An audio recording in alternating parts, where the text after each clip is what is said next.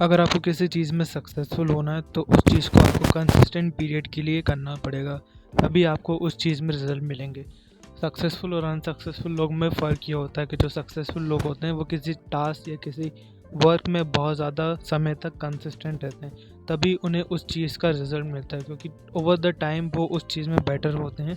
That's why वो जब वो वर्क करते हैं उस चीज़ में तो वो बहुत अच्छा वर्क करते हैं, आउट परफॉर्म करते हैं। दैट्स वाई उनको उस चीज़ का रिज़ल्ट मिलता है। वेयर जो अनसक्सेसफुल लोग रहते हैं वो कुछ ही पीरियड ऑफ टाइम के लिए वो काम को कर पाते हैं। दैट्स वाई उन्हें वो रिवॉर्ड नहीं मिलता, उस चीज़ में सक्सेसफुल नहीं मिलती है। तो अगर आपको किसी चीज़ में बेटर रिजल्ट चाहिए, सक्सेस पानी है, तो आपको उस चीज़ के लिए कंसिस्टेंट रहना पड़ेगा। अब आज के समय में कंसिस्टेंट रहना इम्पॉसिबल या बहुत मुश्किल इसलिए है क्योंकि आज के समय में डिस्ट्रैक्शन इतने ज़्यादा है कि आप किसी वर्क में फोकस नहीं कर पाते हैं, ना ही आपको उस चीज़ में हाई डोपामिन मिल पाता है। दैट्स वाई आप उस काम को कर पाएँ। तो कुछ टिप्स हैं जिसके कारण आप किसी चीज़ को, किसी वर्क को आप अपना हाई टाइम दे सकें, किसी चीज़ में आप अपना पूरा एफर्ट दे सकें फोकस के साथ और कंसिस्टेंट रह पाएँ। क्योंकि अगर आप किसी चीज़ में कंसिस्टेंट रह गए तो आपको गारंटी उस चीज़ में आपको सक्सेस मिलेगी।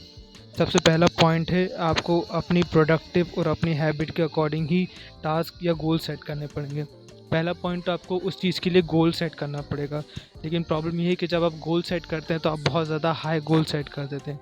हाई गोल एंड के लिए इम्पॉर्टेंट है, लेकिन आप डे टू डे के लिए जब आप वर्क सेट करेंगे, गोल सेट करेंगे, तो आपको उन्हें ऐसा गोल सेट करना पड़ेगा जिसको आप अचीव कर पाएँ, जिसको आप हर दिन अचीव कर पाएँ। अगर आप बहुत ज़्यादा मुश्किल टास्क सेट कर देंगे दिन के लिए तो आप 1 या 2 दिन उसे कर पाएंगे, 3 दिन कर पाएंगे, लेकिन कंसिस्टेंटली नहीं कर पाएंगे। तो आपको अपनी हैबिट या अपनी प्रोडक्टिविटी के अकॉर्डिंग ही आपको अपना गोल सेट करना पड़ेगा, ताकि आप उसे रोज़ कर पाएँ और आगे एंड टू एंड में आगे चल के आप उसे प्रोग्रेसिव ओवरलोड के साथ उसे इंक्रीज़ कर सकें। जब आप किसी चीज़ को करते हैं कंसिस्टेंट टाइम के लिए तो आपके पास ऑप्शन होता है कि आप उसे और ज़्यादा इंटेंस टाइम और फोकस के साथ कर सकें।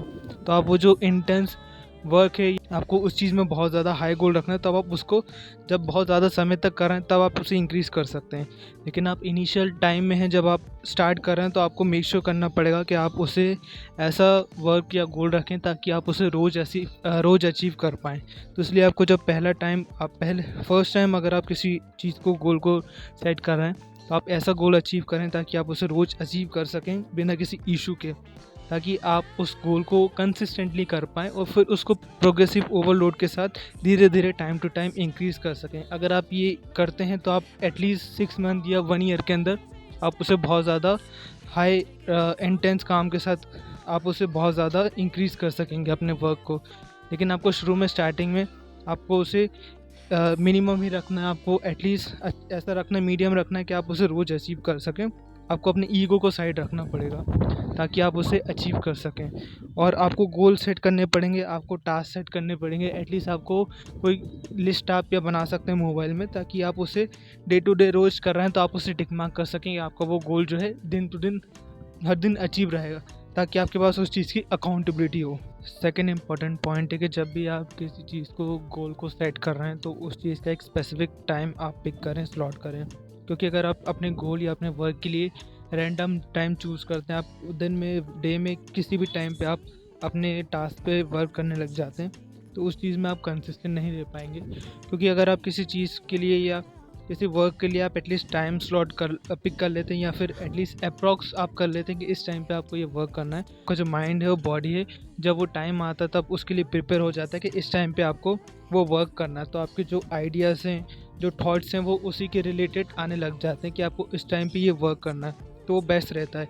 क्योंकि अगर आप रैंडम टाइम पे आप वर्क करेंगे तो आपको कंसिस्टेंट रहने में बहुत ज़्यादा इशू आएगा। आपकी जो बॉडी और माइंड रहती है वो सर्केडियम रिदम के अकॉर्डिंग चलती है, हर चीज़ का एक प्रॉपर टाइम रहता है। वैसे ही अगर आप कोई काम करते हैं या कुछ वर्क पे फोकस करते हैं, उसका भी एक टाइम होना चाहिए, ताकि जब भी आप उस काम को करें तो एटलीस्ट आपकी बॉडी और माइंड उसके लिए फुली प्रिपेयर हो। इन शॉर्ट, अगर आप किसी चीज़ का टाइम स्लॉट पिक कर लेते हैं या अप्रॉक्स टाइम उस चीज़ का आप सेट कर लेते हैं, तो आपकी जो बॉडी और माइंड है उस चीज़ के लिए प्रिपेयर करना चालू हो जाती है। आपको उसी टाइप से थॉट्स और आइडियाज़ आने लग जाते हैं। तो दैट्स वाई आप फोकस करिएगा कि आप उसको टाइम स्लॉट पिक कर पाएँ। थर्ड पॉइंट है कंसिस्टेंसी को ब्रेक ना करना।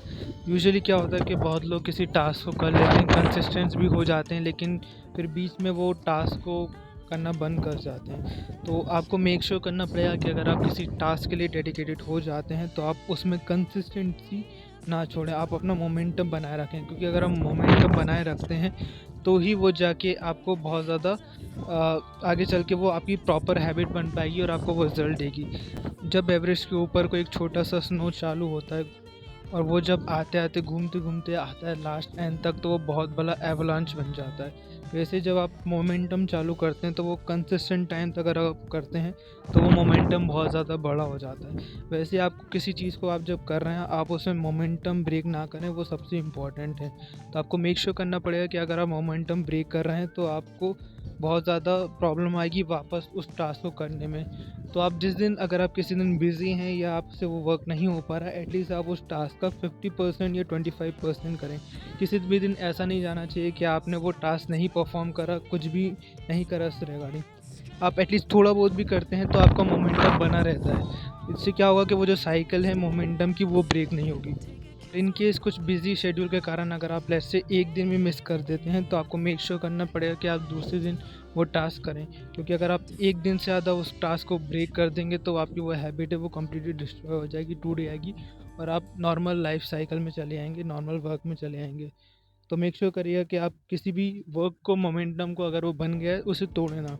पॉइंट है कि आपको सोशल मीडिया को थोड़ा कम करना पड़ेगा, अपना मोबाइल का यूज़ थोड़ा कम करना पड़ेगा, ताकि आपको जो डोपामिन है वो थोड़ा कम मिले, जो कि आपकी बेस लाइन है डोपामिन की वो रीसेट हो, और आप जब ऐसे काम करें उसमें आपको फोकस बढ़े और आपको थोड़ा बहुत डोपामिन मिले। तो आपको मेक श्योर करना पड़ेगा कि आप थोड़ा आपका जो मूवीज़, वेब सीरीज़ या आपका जो सोशल मीडिया है वो थोड़ा कम हो, ताकि आप इन चीज़ों पे ज़्यादा फोकस कर पाएँ।